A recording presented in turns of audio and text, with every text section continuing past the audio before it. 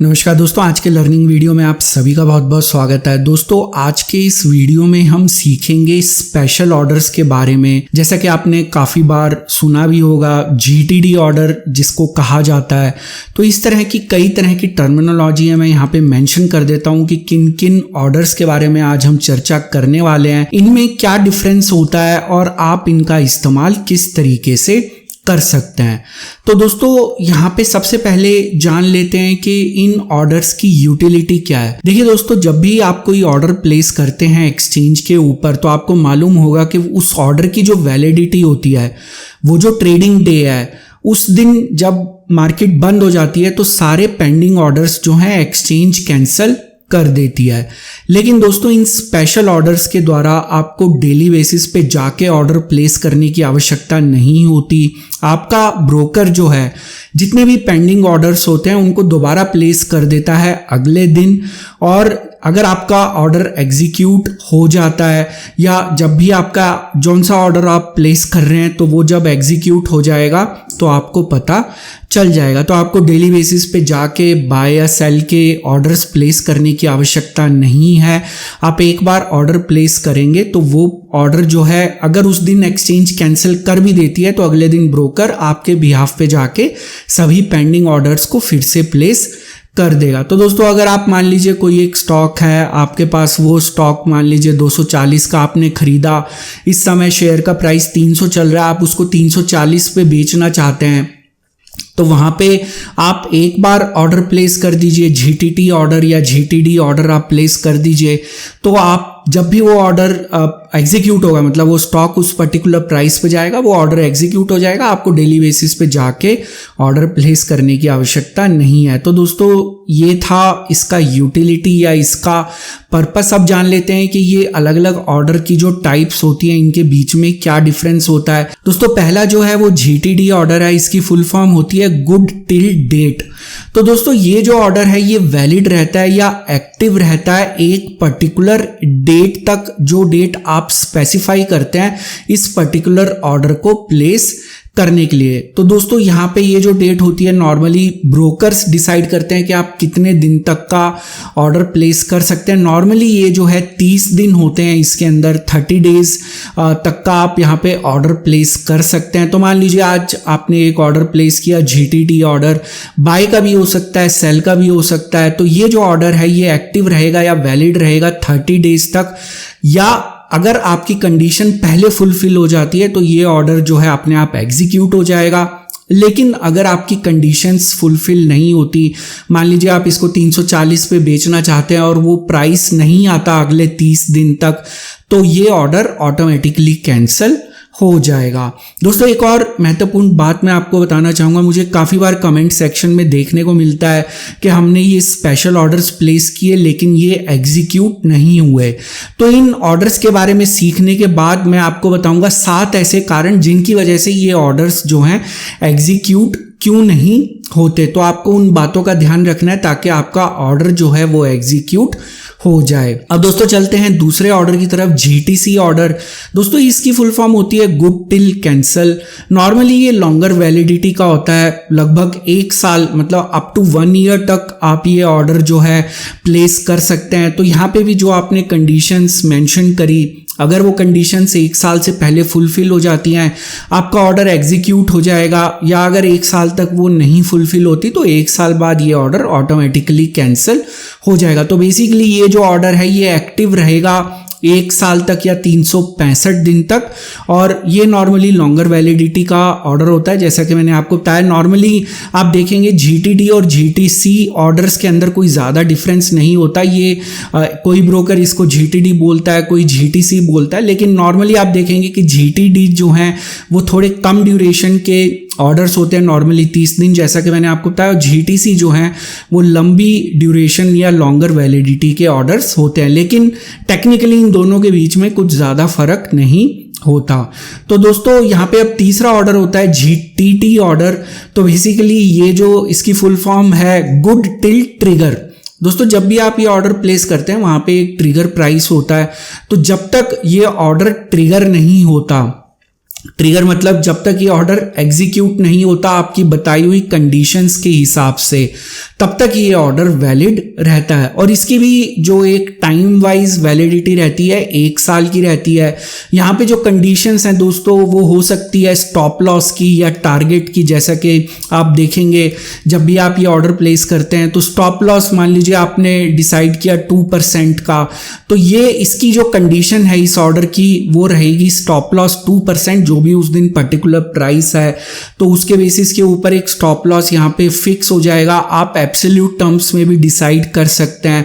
तो ये ऑर्डर तब तक वैलिड रहेगा जब तक आपका स्टॉप लॉस हिट नहीं होता, या आप मान लीजिए टारगेट डिसाइड कर देते हैं 10% का, तो जब तक ये टारगेट अचीव नहीं होता या 1 साल तक ये ऑर्डर जो है एक्टिव रहेगा।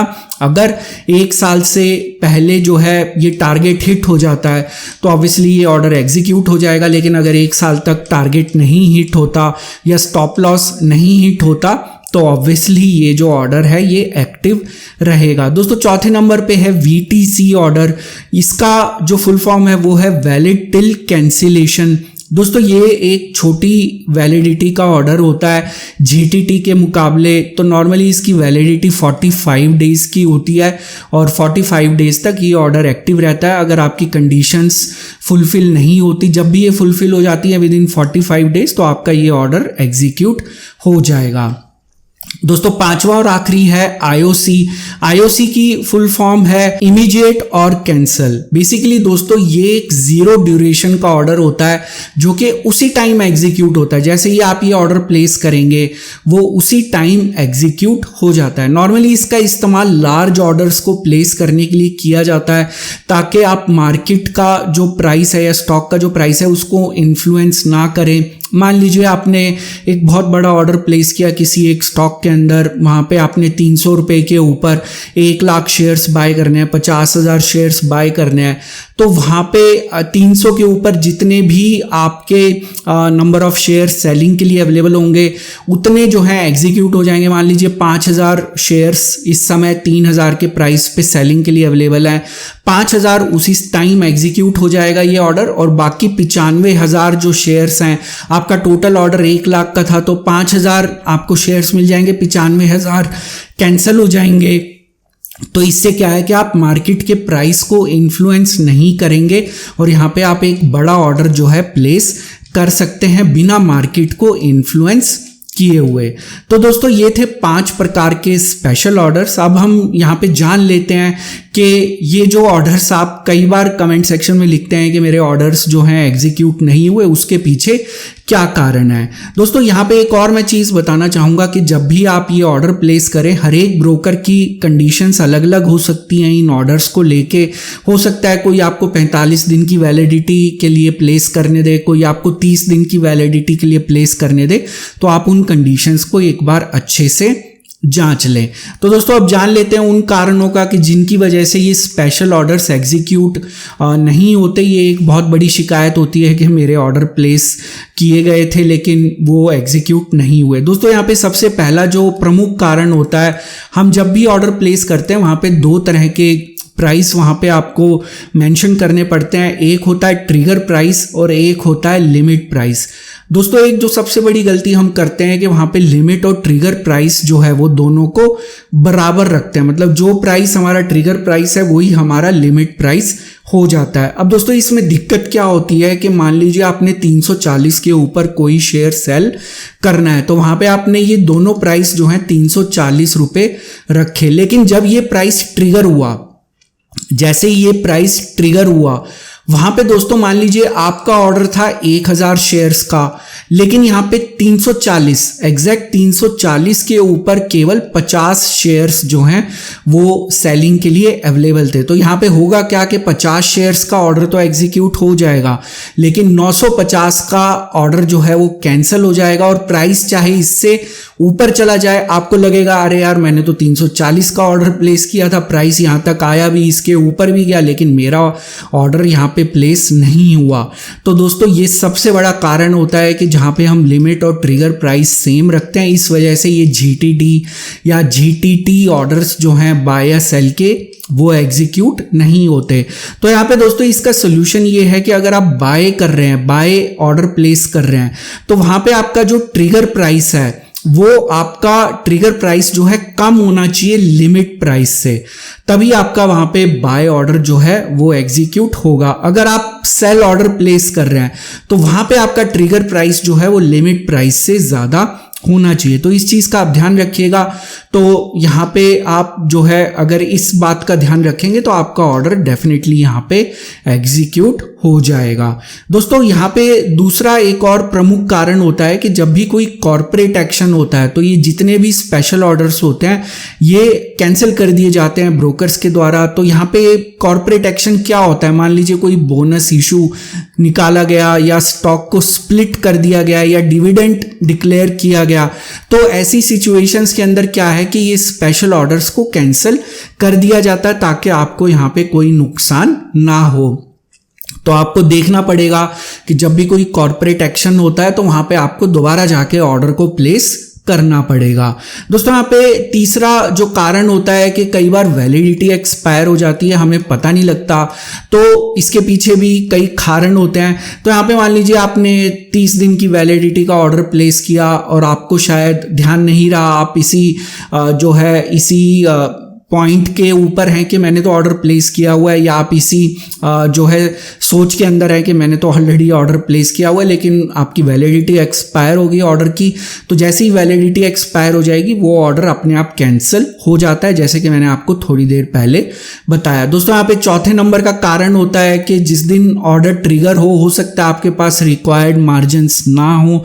तो आपको इस चीज़ का ध्यान रखना पड़ेगा कि जो भी ऑर्डर्स आपने प्लेस किए हैं आपके पास सारे मार्जिन्स, जो भी मार्जिन्स रिक्वायर्ड है वो आपके ट्रेडिंग अकाउंट में होने चाहिए।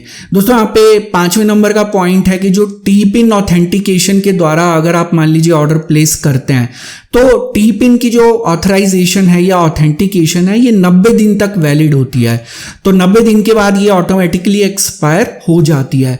तो आपको इस चीज़ का ध्यान रखना है कि अगर आपने ऑर्डर प्लेस किया है, चाहे 1 साल का ऑर्डर प्लेस किया है, लेकिन आपकी टी पिन की ऑथराइजेशन 90 दिन बाद एक्सपायर हो जाएगी, आपका ऑर्डर कैंसिल हो जाएगा या आपका ऑर्डर एग्जीक्यूट नहीं होगा। अगर आपने POA दिया हुआ है अपने ब्रोकर को तब आपको इस पॉइंट को ध्यान में रखने की आवश्यकता नहीं है, लेकिन अगर आप टी पिन ऑथराइजेशन का इस्तेमाल करते हैं तो ये 90 दिन के बाद एक्सपायर हो जाती है।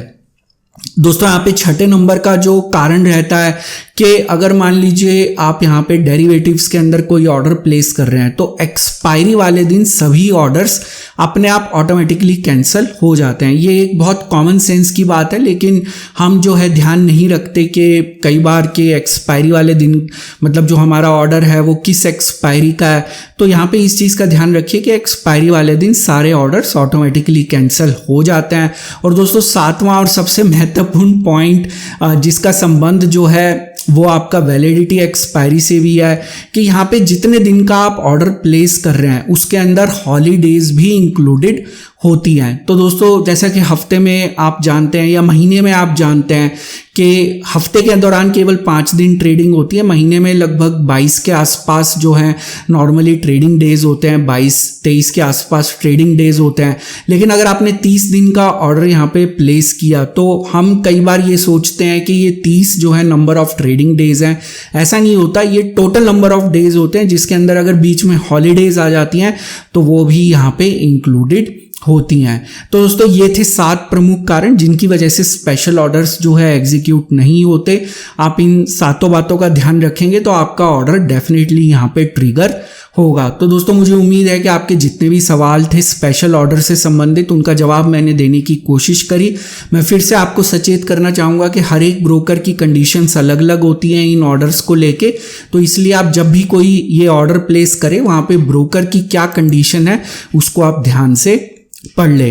दोस्तों अगर वीडियो पसंद आया तो वीडियो को लाइक ज़रूर करिए। आने वाले समय में अगर आप इसी तरह जानकारी से भरपूर और ज्ञानवर्धक वीडियोस देखना चाहते हैं, चैनल को जरूर सब्सक्राइब करिए। सब्सक्राइब के ऑप्शन इस समय आपकी स्क्रीन पे विजिबल है। आप नीचे दिखाए गए लाल रंग के सब्सक्राइब बटन को भी दबा सकते हैं।